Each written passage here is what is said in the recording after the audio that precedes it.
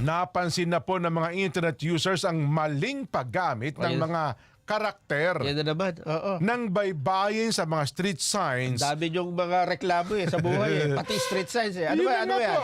Hindi na Sana- yung puyat yan, ha? Hindi na. Ano yan? Pero ito daw po kasi naman, sa loob ng campus ng mga universidad Oo. ng Santo Tomas sa Espanya Boulevard sa Maynila. UST. O, anong nangyari? Pinost po ng isang opisyal ng student publication ng UST Faculty of... Ano to?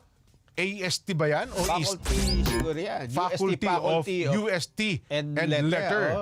Arts yan, arts. Faculty of Arts and Letters. Yun. Pasensya na po kita. Inaantok na yung nagsusulat yan. Sumulat, oo. Sigurado mga alas 3:30 na rin niya sinusulat yan. O, patapos. Yung papikit-pikit na yan. No? Meron daw kasi mga larawan Anong nangyari? ng mga bagong nakalagay na signage sa mga sulok-sulok ng campus. Ano nangyari niya, kampus? Gayon pa man, ipinunto po ng mga netizen na ang dapat sana'y pagsasalin ng baybayin. Yung baybayin yung mga letra ng Oo. ng Pilipinas. Yung mga luma. Hindi, baybay Oo. ito.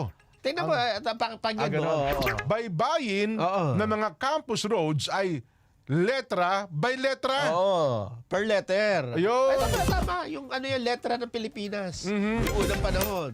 Ang baybayin daw po ay isang Philippine Sabi kasi. script Oo. na binubuo ng 17 letra. Oo. 3 patinig Aha. at 14 na katinig.